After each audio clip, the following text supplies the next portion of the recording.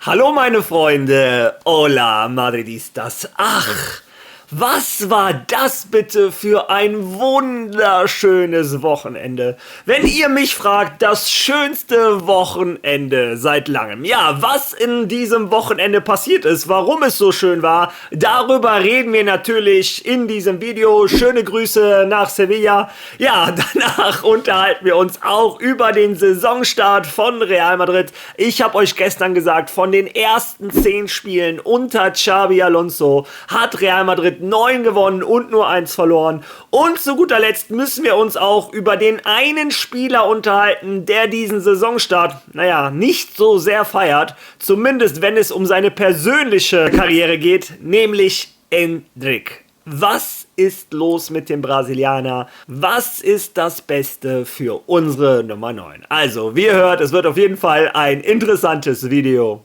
Viel Spaß dabei.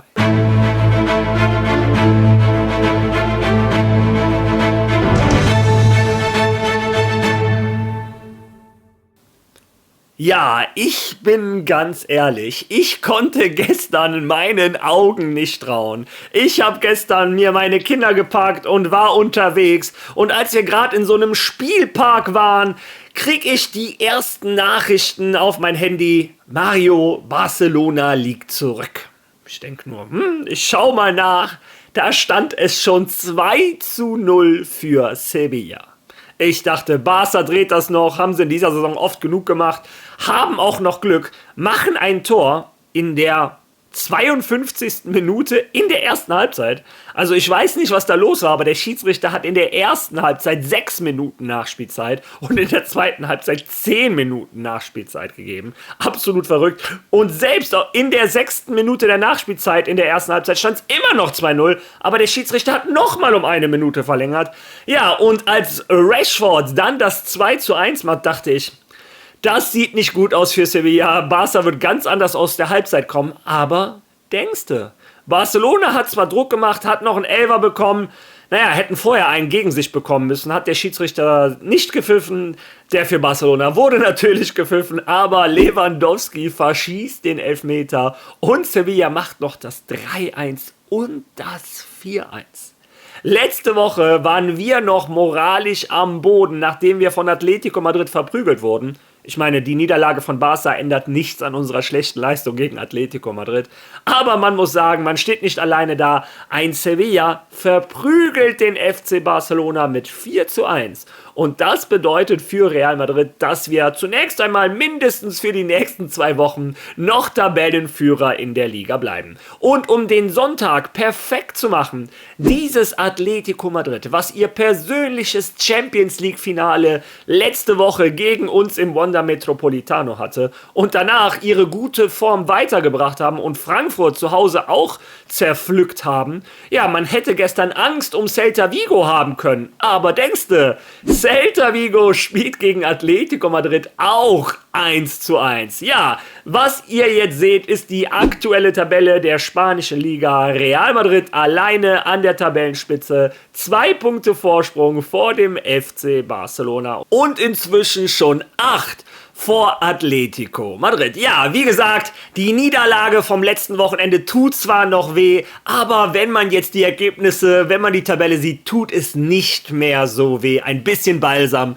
auf die Seele von jedem Madridista. Ja, und auch ein anderer Punkt, wo ich gerne Balsam auf die Seele für euch hätte, ein bisschen Entwarnung, wäre bei den Verletzungen von Kylian Mbappé und Franco Mastantuono. Beide Spieler sind angeschlagen runtergegangen beim Spiel gegen Villarreal. Und bei beiden ist ein Fragezeichen hinter der Verletzung. Wir Madridistas wollen natürlich wissen, was ist da los. Vor allem bei Kylian Mbappé, der Spieler der Saison bisher von Real Madrid. Ja, der Franzose hat bei dem Knöchel leichte Beschwerden bemerkt. Es wird von einer Überdehnung gesprochen etc. Ich kann euch allerdings in beiden Fällen noch nicht 100% Garantie geben. Real Madrid hat noch keine medizinischen Berichte veröffentlicht. Sobald die das machen, seid ihr die Ersten, die es von mir erfahren. Allerdings hoffe ich einfach mal, dass es in beiden Fällen nichts Schlimmes ist. Muss mal schauen, ob die Spieler sich die Reise mit ihrer Nationalmannschaft antun müssen oder nicht. Naja, auch in Madrid kann man ein paar Tage ausruhen. Formuliere ich's mal so. Ja, wie dem auch sei, unterhalten wir uns jetzt mehr über Real Madrid. Wie ich gestern im Video gesagt habe, von den ersten 10 Spielen in dieser Saison unter Xabi Alonso hat Real Madrid 9 gewonnen. Und diesen Fakt hat der Marca aufgenommen und einen sehr interessanten Artikel dazu geschrieben. Lesen wir uns den zusammen einmal durch. Xabi erzielt eine 9. Führung vor der Länderspielpause, Champions League auf Kurs, Mbappé entfesselt. 9 Siege in 10 Spielen. Abgefedert durch die Derby-Niederlage und ein deutlich besseres Gefühl als vor einem Jahr. Real Madrid geht mit der Gelassenheit in die Saisonpause, weder in La Liga noch in der Champions League am Boden verloren zu haben. Es ist eine Zeit, in der keine Titel gewonnen werden, in der sie aber entweder aufgegeben oder sich in einer sehr schwierigen Situation wiederfinden können. Ja, das sage ich immer wieder. Anfang der Saison kannst du die Liga noch nicht gewinnen, aber du kannst sie schon mehr oder weniger verlieren. Schaut euch Atletico Madrid an. Ich sage es immer wieder, es wird schwer, auf dieses Real Madrid und auf dieses Barcelona 6 und 8 Punkte aufzuholen. Naja, schauen wir mal weiter. Nach 10 Spielen seit Saisonbeginn hat Xabi Alonso's Madrid 9 Siege und nur eine verloren. Die Niederlage war zwar schmerzhaft, hinterlässt Spuren und weckt Zweifel. Denn vor einer Woche wurden die Grundlagen dessen, was der gebürtige Tolosane aufgebaut hat, erschüttert. Die 2:5 Niederlage im Metropolitano beendet einen fast durchweg lobenswerten Start je. Wir müssen ausgeglichen sein, weder zu tief in der Niederlage noch zu hoch im Sieg, sagte Xabi Alonso zu Marca vor dem Spiel gegen Villarreal.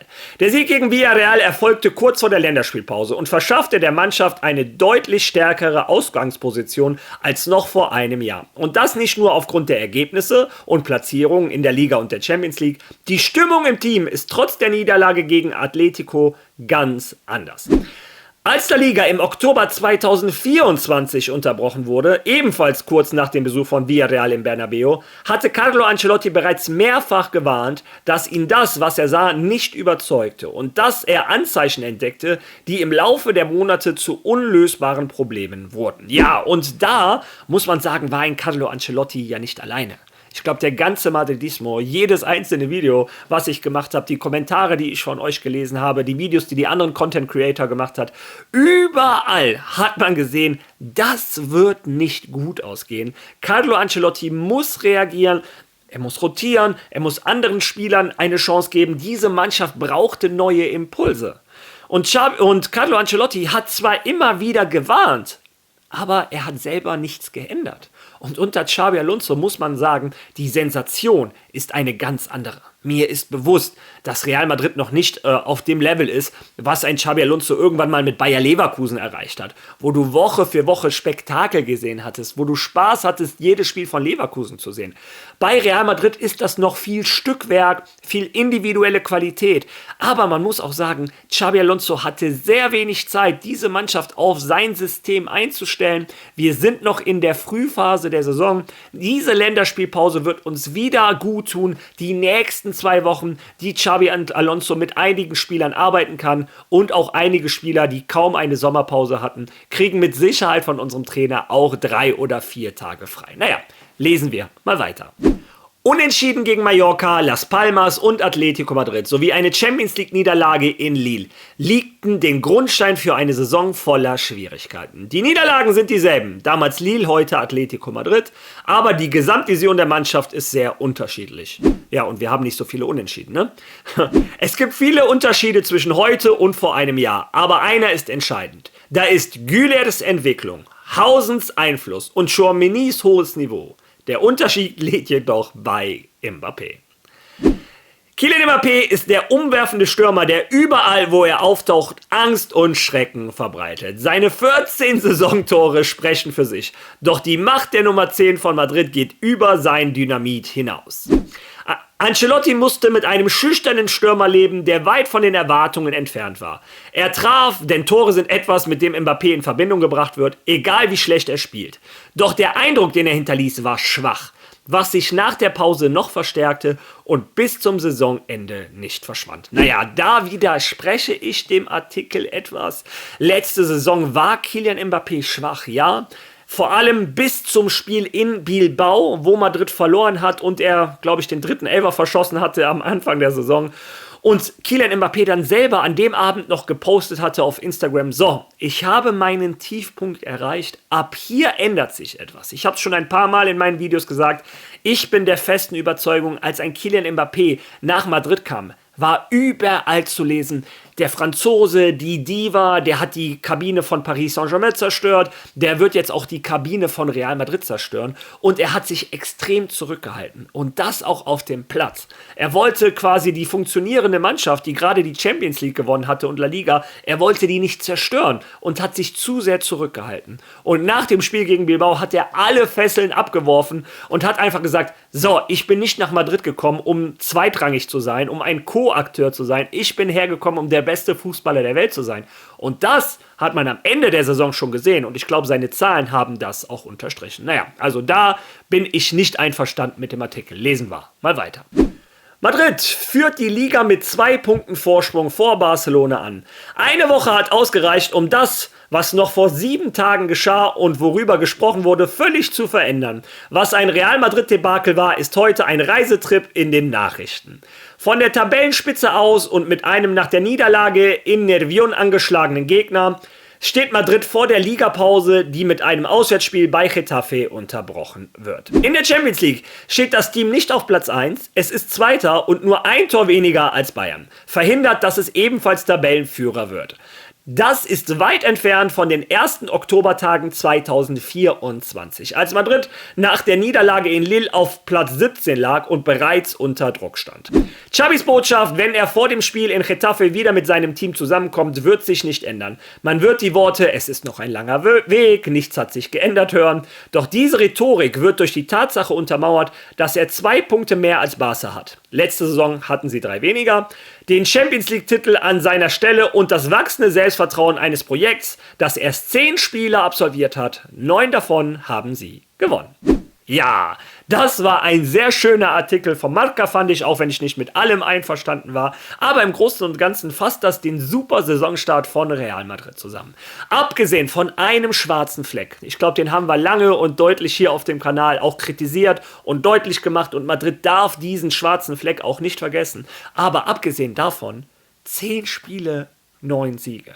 Teilweise einen erfrischenden neuen Fußball. Aber was mir vor allem in diesem Saisonstart gefallen hat, ist die Rotation, die Variabilität der Mannschaft, das hohe Pressing, die hohen Ballgewinne, die Gier der Mannschaft. Und das war in den ersten Spielen überragend. Diese Siege waren kein Zufall. Und was mir an Xabi Alonso auch gefällt, ist, dass diejenigen spielen, die es verdienen. Wenn ein Jude Bellingham nicht gut drauf ist, dann ist er auf der Bank.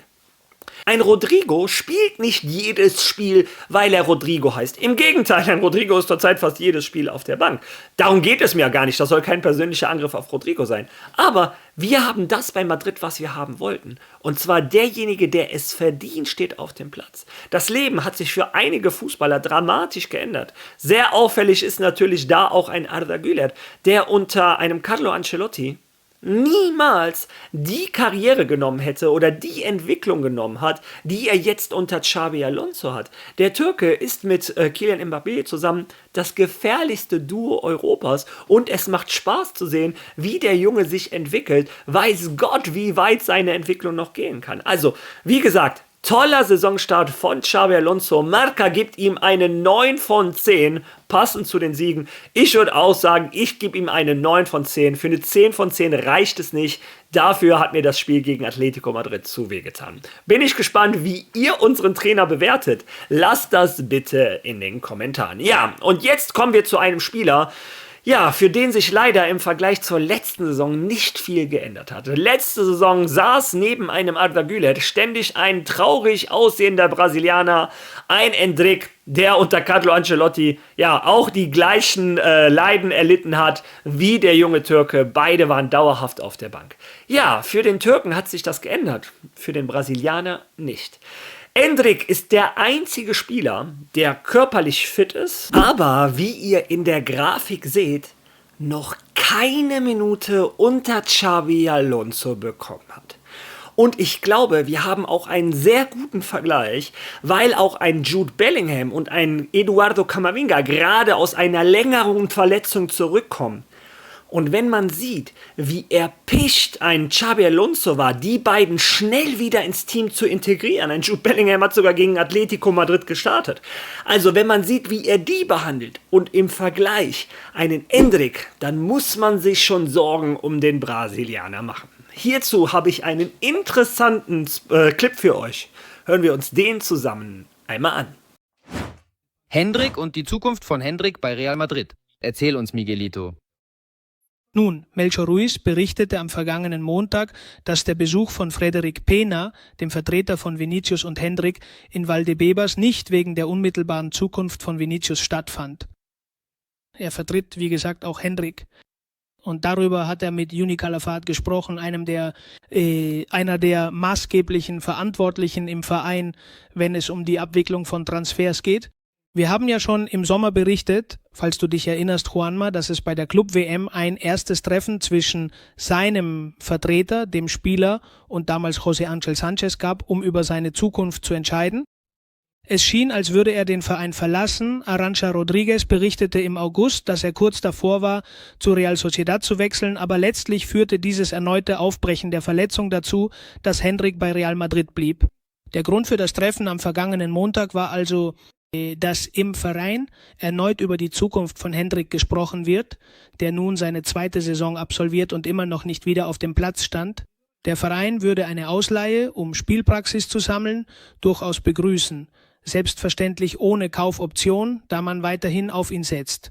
Doch der Spieler und sein Umfeld sind dagegen. Sie wollen bei Real Madrid bleiben.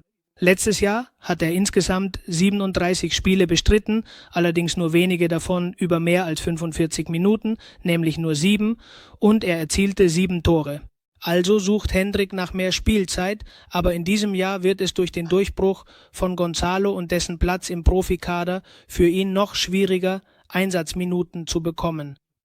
Der Verein würde eine Ausleihe begrüßen, etwas, das bislang weder der Spieler noch sein Umfeld zu akzeptieren scheinen.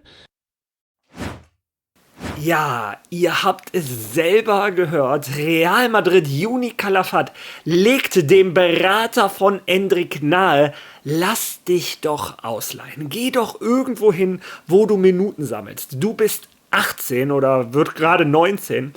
Du musst spielen, du brauchst diese Spielpraxis, du musst so viele Tore machen, so viele Minuten in der ersten Liga spielen wie möglich.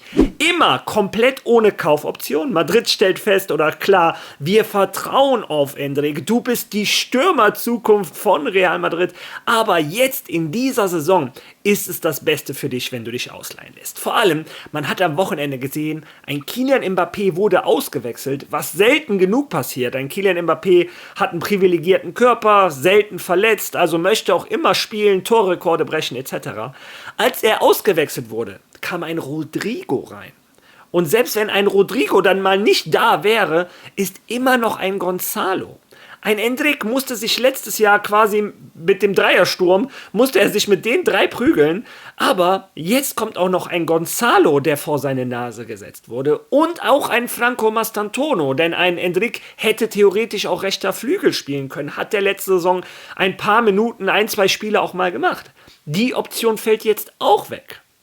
Ja, und der Brasilianer möchte unbedingt in Madrid bleiben, aber manchmal ist es besser, vielleicht einen Schritt zurückzugehen, um Anlauf zu holen, um dann 2, 3 Schritte nach vorne zu gehen. Wenn seine Einsatzminuten, die Wahrscheinlichkeit so gering bleiben, wie sie bisher sind, dann würde ich an Endricks Stelle wirklich mich ausleihen lassen. An ein Real Sociedad, die können es diese Saison gebrauchen. An irgendeine offensive Mannschaft, wo er seine Minuten bekommt, seine Explosivität. Ja, diesen Torinstinkt, dass er den nicht verliert. Ja, also, auch wenn ich Ausleihen nicht so mag, ist Endrick meiner Meinung nach in einer Situation, wo ich das wirklich machen würde, wo es im besseren Interesse wäre für beide Parteien, sowohl für Real Madrid, die kriegen dann einen besseren Stürmer zurück, als auch für einen Endrick, der Minuten sammeln muss. Warum nicht? Vielleicht bei Como kann er sich schon mal mit Nico Pass einspielen auf nächste Saison. Ja, Ich bin gespannt, was ihr zu dieser Situation sagt. Vielleicht stehe ich ja mit meiner Meinung alleine. Lass deine Meinung bitte in den Kommentaren. Und wenn du schon mal da bist, ein Like da lassen, ein Follow da lassen, Glocke aktivieren und auf jeden Fall hypen. Die Woche hat neu gestartet. Du unterstützt diesen Kanal damit sehr. Also, wir sehen uns morgen wieder. Bis dahin. A la Madrid!